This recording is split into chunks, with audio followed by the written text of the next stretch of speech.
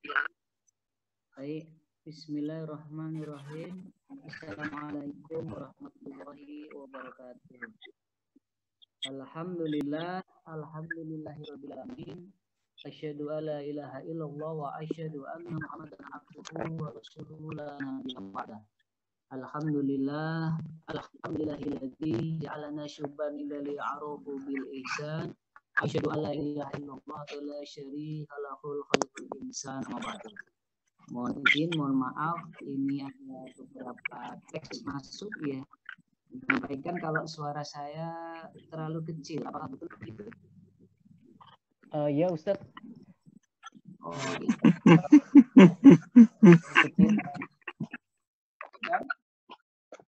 HP, apakah sudah bisa?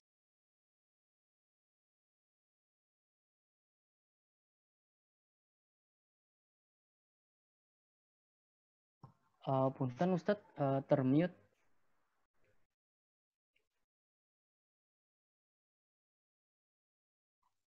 Oke. Suaranya sudah? Sudah Ustadz. Masih kecil atau sudah besar? Sudah lumayan terdengar Ustadz. Sudah dengar nggih? Iya, boleh saya lanjut? Iya, mangga Ustadz. Bismillahirrahmanirrahim. Alhamdulillahirabbil alamin. Asyhadu alla ilaha illallah wa asyhadu anna Muhammadan abduhu wa rasuluhu la nabiyya ba'da. Alhamdulillahilladzi ja'alana syuban ila li'aruhu la ilaha illallah wa asyhadu anna Muhammadan abduhu wa rasuluhu la nabiyya ba'da. Allah ta'ala Al-Qur'an al-Azim. A'udzu billahi innahum fityatun amanu bi rabbihim wa zidnahum huda. Wa qala aidan qala rabbi unsurni 'alal qaumil mufsidin. Wa qala Rasulullah Muhammad sallallahu alaihi wasallam la yanduru rajulu ila auratil rajul walal mar'atu ila auratil mar'ah. Baik, dari panitia menyampaikan judul kepada saya untuk bismillah kita diskusikan bersama, yaitu pandangan Islam, konspirasi, sejarah dan propaganda LGBT. Tapi saya mohon izin ganti sedikit nih, pandangan Islam, dinamika sejarah serta propaganda LGBT. Selamat malam Pak Dr. Wijaya, subhanallah luar biasa, materinya luar biasa sekali, mencerahkan sekali ya. Dan selamat malam semua juga para senior di kedokteran dan para mahasiswa, juga para teman-teman dokter dan masyarakat umum yang mungkin juga mengikuti diskusi kita pada malam hari ini. Sebetulnya saya belum banyak punya kapasitas ya, tetapi kemarin disembel sama panitia agak mendadak kemarin ya. Ya nanti mohon doanya semoga bisa lancar, bisa dituntun oleh Allah. Apa yang kita diskusikan ini semoga bermanfaat untuk semua. Baik teman-teman sekalian, tadi sudah saya sampaikan hadis Rasulullah Shallallahu Alaihi Wasallam dan juga firman Allah dalam Al-Quran yang menjadi pembuka dan akan kita bahas nanti. Teman-teman sekalian, mohon slide berikutnya dari panitia. Ada Thor ya, slide berikutnya, next.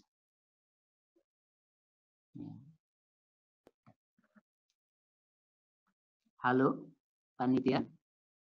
Bisa di next slide berikutnya. Ya, Thor ya. Nah, ini ada Thor dengan kalimat rinci dari panitia. Apa-apa saja yang akan kita bahas. Yang pertama adalah mengetahui tentang konsep LGBT dalam Islam. Yang kedua menyampaikan dalil dan hadis terkait. Kemudian menjelaskan sejarah Islam terkait perilaku LGBT serta kondisi real perilaku di Indonesia dan dunia. Kemudian konspirasi sejarah, kalau saya lebih memilih dinamika sejarah ya. Kemudian propagandanya serta bagaimana peran pemuda dewasa ini dalam mencegah dan menangani LGBT. Baik, next. Baik teman-teman sekalian, ya. Bisa dengarkan ya Mas? Bisa lanjut? Ya. Bisa Ustadz. Next slide ya. Mohon next slide bisa. Ya. Jadi pertanyaan pertama ini tidak apa ya dari panitia. Bagaimana konsep LGBT dalam Islam? Ini sama saja mencari tahu tentang konsep haji dalam agama Katolik, ya, atau konsep Trinitas dalam agama Hindu, ya, atau mempertanyakan konsep Trimurti dalam agama Kristen. Ya. Apa artinya? Tidak ada konsep LGBT dalam Islam, ya. Ya. Seperti juga tidak adanya konsep haji dalam agama Katolik. Ya. Maka teman-teman sekalian bisa dilihat di next slide berikutnya. Ya, pernyataan dan pertanyaan ini bisa dimaklumi teman-teman sekalian karena derasnya arus pemikiran asing atau pemikiran Barat dan konsepnya ke dalam dunia Islam. Ya. Next ya. Next slide. Jadi secara bawah sadar maupun di atas sadar memaksa umat Islam untuk menjustifikasi ya adanya konsep-konsep ini ya. Nah, inilah yang oleh para cendekia seperti Profesor Nakib Alatas dan para murid-muridnya di Indonesia, yaitu guru-guru kita seperti beliau Ustadz Dr. Adian Husaini dan Dr. Fahmi Hamid Sarkasi ya, yang tergabung dalam MIMI, Majelis Intelektual dan Ulama Muda Islam Indonesia ya. Ini sering disebut sebagai conceptual confusion atau kebingungan konseptual ya. Teman-teman bisa di next panitia. Iya, nah ini dia. Jadi pertanyaan dari panitia itu saya ulangi, tidak ada ya konsep LGBT dalam Islam tidak ada. Ya. Ini bisa dipahami ya panitia dan teman-teman semua ini mungkin mengalami conceptual confusion ya. Next lagi teman-teman. Ya, yang ada dalam Islam adalah pandangan Islam ya atau perspektif Islam terhadap fenomena LGBT ya. Bagaimanakah Islamic worldview atau perspektif Islamnya dalam memandang LGBT ya. Nah, kenapa teman-teman kita sebagai muslim ya, kenapa kita perlu menggunakan Islamic worldview untuk melihat hal ini ya. Karena ini adalah manifestasi syahadat kita ya. Analoginya kalau kita pemain bola ya cara menjalankan bolanya itu adalah cara olahraga sepak bola. Nggak bisa pakai cara olahraga basket. Kalau dipegang terus ya handsball terus melanggar aturan ya. Atau bermain basket bila cara menguasai bolanya ya seperti cara orang main golf ya nanti sticknya nggak kuat ya. Maka mari kita lihat pandangan Islam itu bukan panduan ya, tapi pandangan Islam bagaimana? Ya. Bagaimana pandangan Islam terkait LGBT? Nah, mari kita lihat teman-teman, next slide ya, mohon nextnya panitia. Para ulama fikih bersepakat ya, mengharamkan homoseks ya, mengharamkan homoseks. Berdasarkan Al-Quran dan hadis, juga berdasarkan kaidah fikih yang mengatakan hubungan seks pada dasarnya adalah haram. Sehingga ada dalil atau ada sebab-sebab yang jelas ya, yang yakin tanpa keraguan untuk menghalalkannya. Yaitu apa? Yaitu akad nikah. Nah, mohon diingat, karena umumnya pelaku LGBT tidak melalui akad nikah juga ya, baik yang lesbian maupun gay ya maupun bisex ya. Bisex berarti dua ya, kalau dua berarti kan nggak mungkin itu dengan pernikahan juga kemudian transgender gitu ya. Nah nanti kita akan bahas ya. Ini perlu digarisbawahi dulu ya. Next slide ya. Sekarang kita lihat bagaimana masing-masing dalam pandangan Islam. Yang pertama lesbian dulu ya.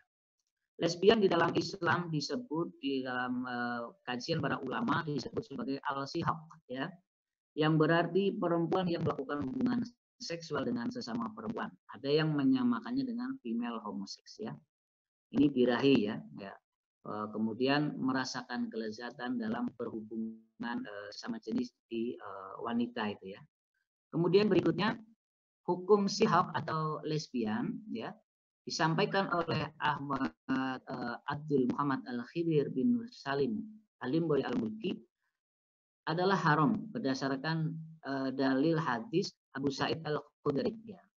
Bisa dilihat next-nya ya. Next slide Mas. Nabi bersabda dalam riwayat Imam Muslim nomor 338 itu, la yang duru rojulu ila aurati rojul walal mar'atu ila auratil mar'ah ya. Janganlah seorang lelaki melihat aurat lelaki lainnya dan jangan pula seorang wanita melihat aurat wanita lainnya. Nanti pada hubungan puncak seorang homo atau seorang lesbian itu pastikan mereka akan juga saling berhubungan fisik ya. Dimulai dari naksir-naksir dulu ya.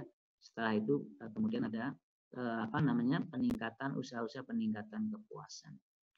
Nah, next slide. Kita sekarang bahas tentang gay.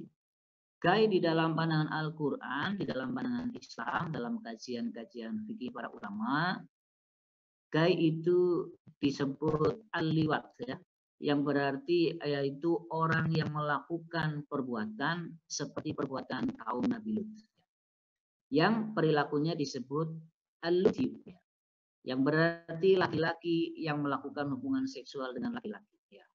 Nah, dalam pandangan Islam sangat jelas sekali dalam surat Al-A'raf ayat 81 Allah Subhanahu wa taala berfirman, a'udzubillahi minasyaitonirrajim, bismillahirrahmanirrahim, innakum lata'tunar rijala syahwati min dunin nisa'i bal antum qaumun musrifun.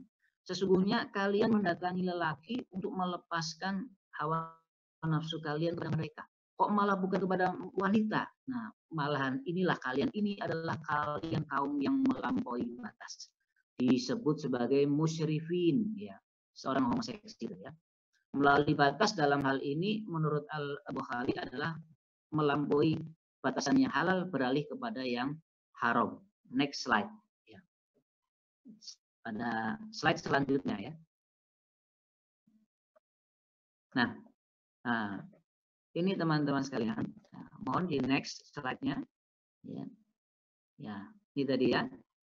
Jadi sangat jelas sekali ya di Al-Quran, firman Allah langsung ya, mengingatkan tentang itu. Yang pertama, gay itu dipandang sebagai musyrifin. Next slide ya.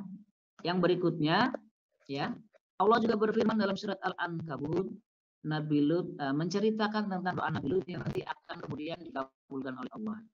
Sudah saya sebutkan di pembukaan acara tadi, yaitu qala rabbi unsurni 'alal qaumil mufsidin.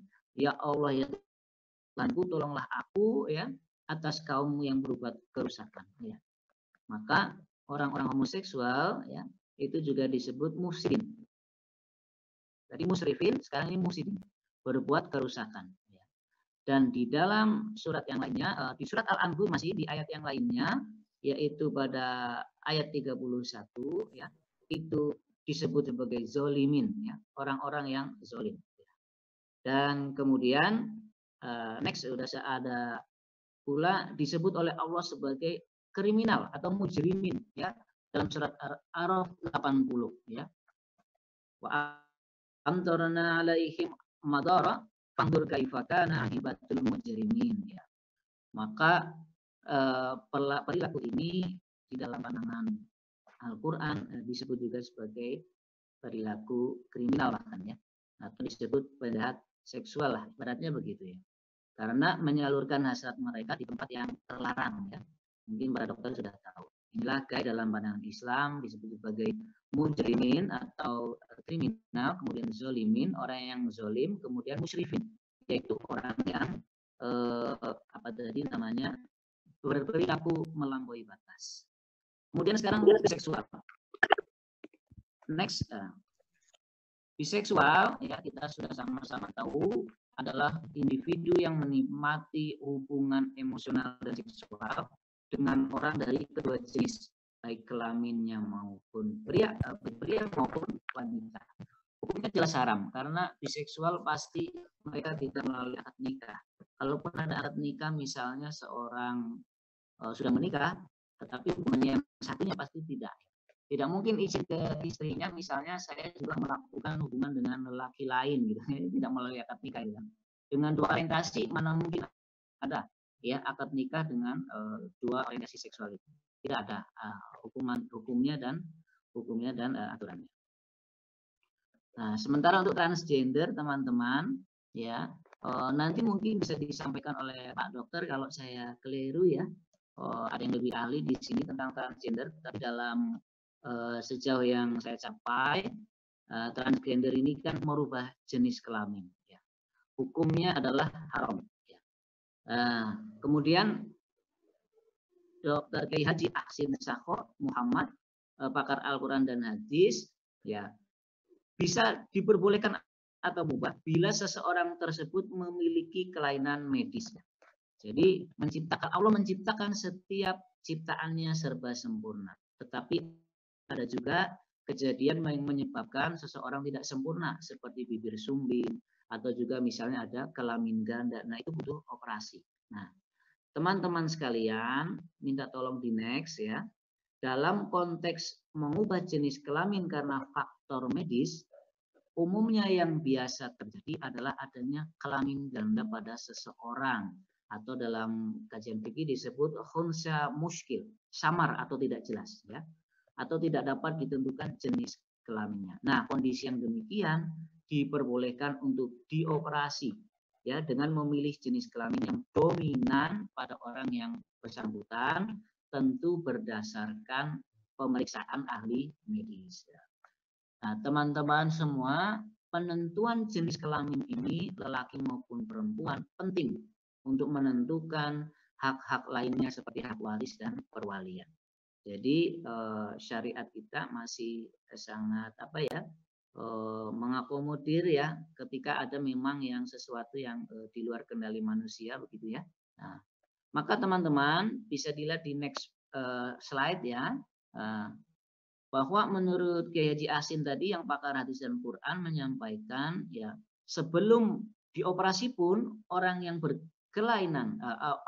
berkelamin ganda bisa mendapatkan haknya dalam hukum Islam sesuai dengan dominasi dari salah satu alat kelamin. Ya, jadi tentu yang paling tahu mana dominan itu adalah dokter. Ya, maka harus ditentukan oleh dokter spesialis, kemudian oleh ulama ahli. Ya, ulama ahli. Kalau saya tidak ahli dalam hal yang semacam ini ya.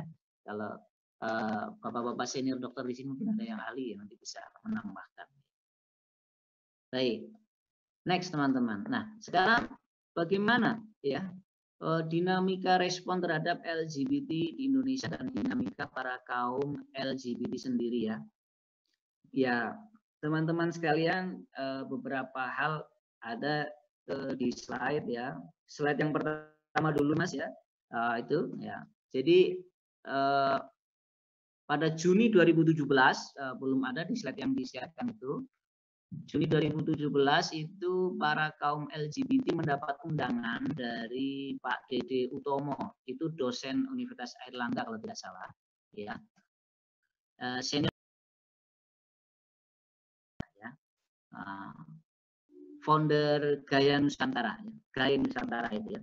Nah, disebutnya Gaya Nusantara. Nah, ini pertemuannya di Perpustakaan Bank Indonesia Surabaya. Berkumpul di situ banyak sekali aktivis dari berbagai sektor yang concern dalam isu LGBT. Benar kata Dr. Wijaya tadi menyampaikan bahwa sekarang para penganut LGBT sudah sangat terbuka ya, sangat terbuka dan ya sangat bebas sekali ya mengkampanyekan perjuangan hasrat syahwatnya ya. Nah, dinamika yang lain ada di situ ya, ada di Pontianak ada hari tari sedunia di Taman Tigulis itu ya dibubarkan akhirnya oleh pihak berwenang dan juga masyarakat setempat. Kemudian yang agak ini kemarin fenomenal adalah film Kucumbu Tumbuh Indahku itu kok bisa-bisanya lulus sensor ya oleh lembaga sensor film ya. Nah ini walaupun lulus sensor tetapi masyarakat yang masih banyak menganut tuntunan agama, norma-norma agama menolak ya film ini ya. Ada di Depok di Kalimantan Barat itu menolak ya. menolak untuk adanya pemutaran film ini. Nah, jadi masih terus berdinamika, tarik menarik ya, untuk mempertahankan norma kebaikan dengan norma-norma bukan norma ya, apa namanya, budaya-budaya baru ini ya. Nanti kita lihat bagaimana asalnya.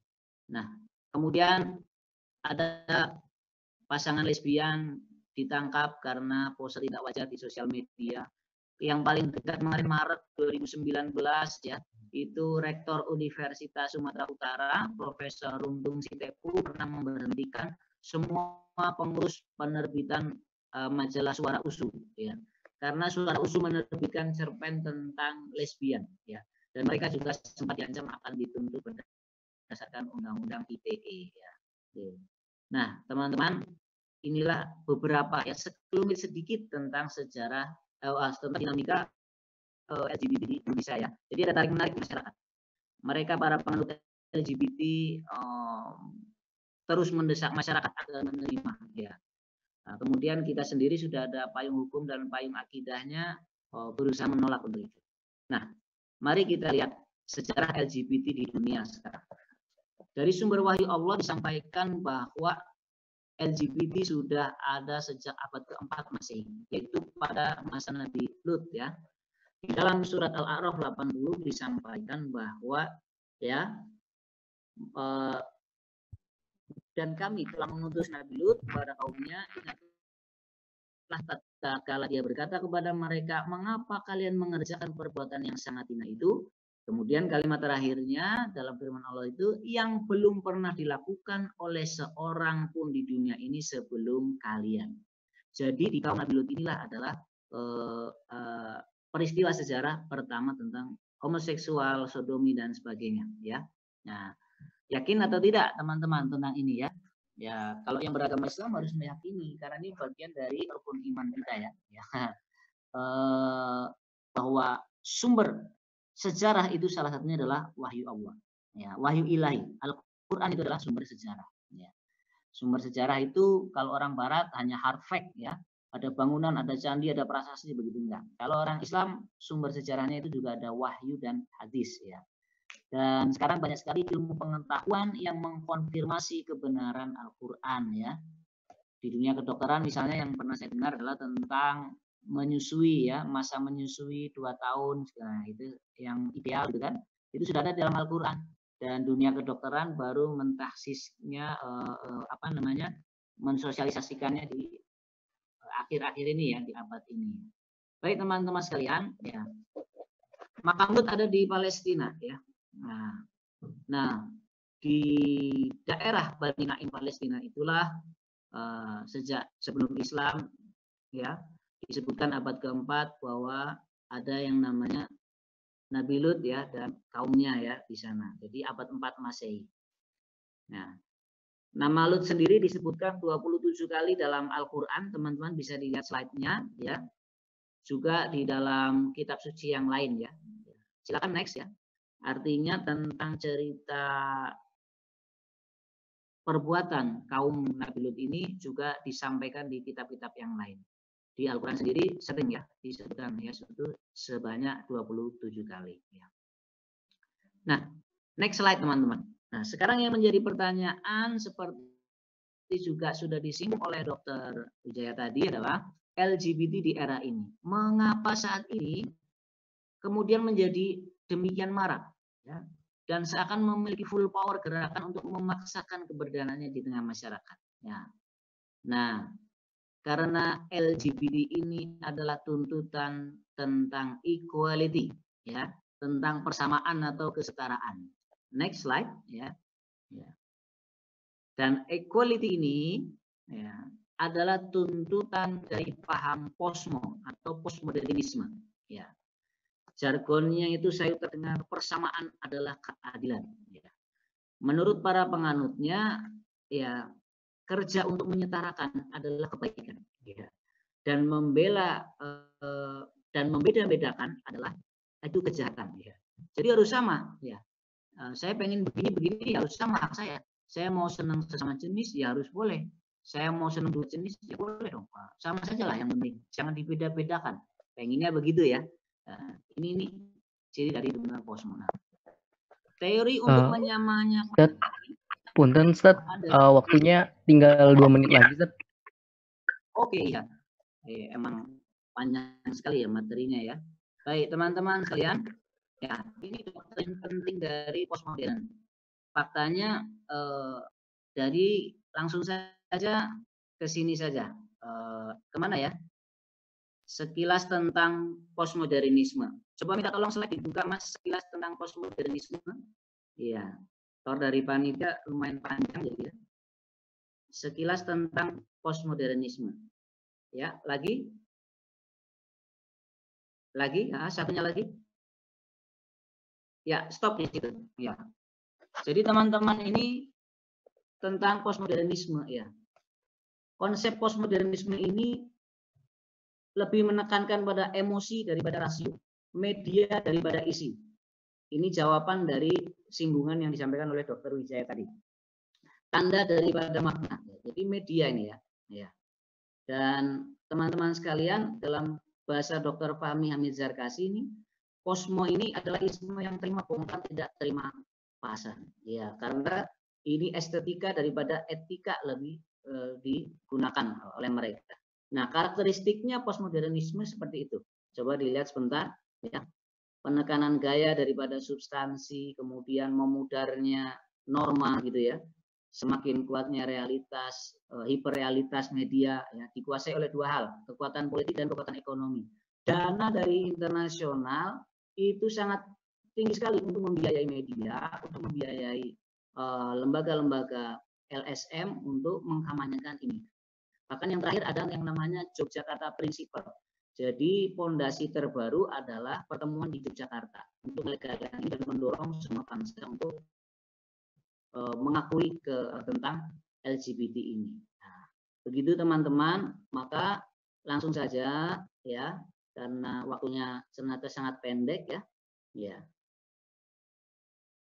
Slide berikutnya Mas, kita mau menuju penutup tentang mengapa kini LGBT seakan menjadi gerakan universal. Ya.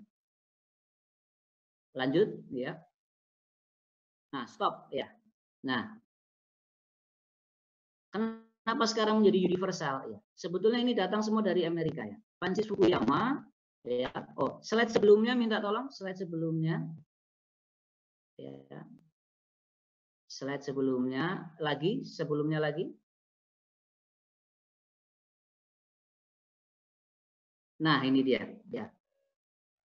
Sebetulnya tuntutan equality mulanya tidak universal ya. Francis Fukuyama menyampaikan desakan kebebasan dan persamaan ini adalah America's core culture. Ya, inti kebudayaannya Amerika. Bahkan Ronald Inglehart dan Pipa Norris menyampaikan kesetaraan gender, kebebasan seks, perceraian, aborsi, hak asasi adalah ciri khas Barat. Jadi semula arusnya tidak datang dari mana aja, tapi cuma dari sana saja. Ya, inilah yang disampaikan Muhammad Natsir bahwa salah satu tantangan dakwah Indonesia adalah westernisasi ini. Nah, akhirnya seakan-akan menjadi universal. Ya. Nah, kemudian mereka memaksakan ke semua bangsa dan ke semua negara. Baik, teman-teman sekalian, bisa langsung di ini saja. Tadi ya tentang posmo segala macam, nanti bisa slide-nya dibagikan saja ya, karena waktunya ternyata masih sedikit ya. Nah, maka minta tolong langsung ke pola penyebaran ya. Pola penyebaran Mas. Ya. Pola penyebarannya.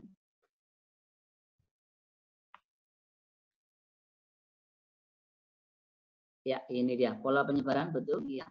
Nah, mereka pakai teorinya Foucault bahwa untuk menjajah pemikiran kuasai wacana. Maka sangat deras sekali mereka menguasai media dan tulisan-tulisannya di internet di mana saja ya. Kemudian melobi para stakeholder medsos ya untuk ikut mengkampanyekan gitu ya. Maka kita harus deras juga untuk mengimbangi mereka ya. Jadi semua bangsa dan agama didorong kencang untuk bicara tentang kesetaraan dan equality ini ya. Dan teman-teman yang menolak, bangsa yang menolak itu dianggap kampungan dan nggak modern. Nah, bahkan malah menjadikan kesetaraan ini sebagai bentuk indikator neraca pembangunan. Ya. Maka lihat efeknya untuk bangsa kita. Next slide, ya. Next slide. teman-teman sekalian, mereka mulai tambah yakin karena ada sebagian kecil ulama, kiai, dan merasa pendidikan muslim ada yang tergiur untuk mengimpor paham kesetaraan dan liberalisasi ini. Mereka mencaci 4 mazhab, kemudian ayat-ayat gender ditafsir ulang demi itu, ayat yang sudah pasti dianggap ayat yang ambigu ya. Nah, ini teman-teman. Maka imbasnya antara lain, silakan di next slide, lahirlah konsep fikih yang berwawasan gender. Lesbianisme dianggap fitrah, perilaku homoseks, bisex, dan transgender dianggap amal soleh karena dianggap natur gitu.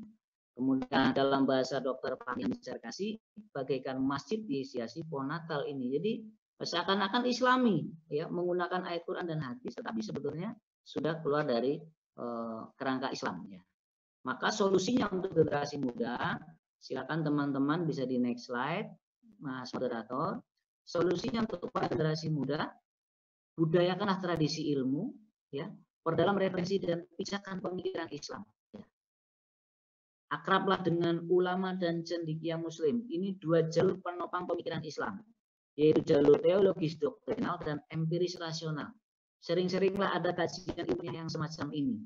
Insya Allah ilmu pengetahuan ya akan sering mengkonfirmasi kebenaran Al-Quran. Ya, bagaimana efeknya untuk kesehatan, bagaimana efeknya untuk masyarakat dan kejiwaan, gitu ya. Dan yang terakhir, melalui tradisi ilmu kita mempelajari bahaya-bahaya LGBT itu. Imbangi derasnya propaganda mereka dengan derasnya kajian ilmiah, aksi persuasif kita pada masyarakat untuk bersama-sama menghindari diri dari itu. Dan secara adil dan bijaksana, mari ajak saudara-saudara kita yang sudah terbawa arus LGBT untuk kembali ke fitrah. Ya. Jadi dengan arif saja. Saya tutup dengan cerita guru kita Dr. Adian Husaini yang diundang ke Malaysia. Di situ ada komunitas LGBT juga, ya. Ya, dan ternyata di sana pemerintah Malaysia dan masyarakatnya punya program bagus sekali. Ada orang-orang LGBT ditawari untuk bertaubat, ya. Kemudian dijamin kehidupan, living cost-nya, educational cost-nya untuk anak-anak, pendidikannya segala macam begitu, asalkan mereka mau berusaha terus bertobat, ya. Kemudian dengan cara apa? Mengajak teman-temannya, ya. Jadi untuk kehidupan yang lebih baik. Jadi solutif yang sudah pernah dicoba oleh Malaysia itu. Walaupun kadang ada usaha-usaha yang lucu juga ya. Dr. Adian ketika selesai forum itu menyampaikan ada seorang berbadan tubuh besar, tinggi, gagah begitu, curhat ya sebagai orang LGBT.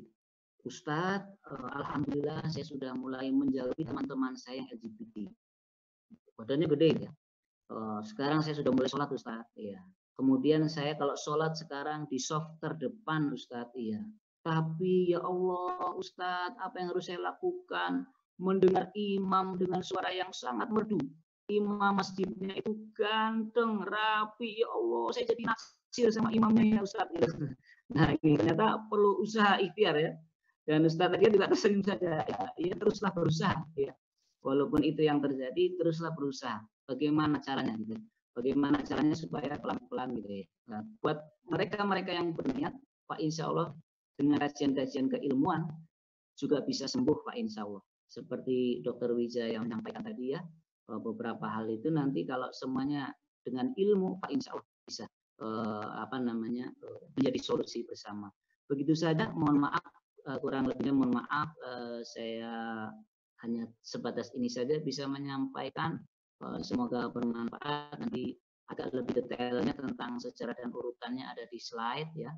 Karena tor dari panitia cukup banyak tapi waktunya ternyata kurang cukup ya. Nanti mohon bisa slide-nya bisa dibagikan supaya bisa bermanfaat. Begitu saja Mas Moderator. Akhirul kalam. Sementara wassalamualaikum warahmatullahi wabarakatuh. Waalaikumsalam warahmatullahi wabarakatuh.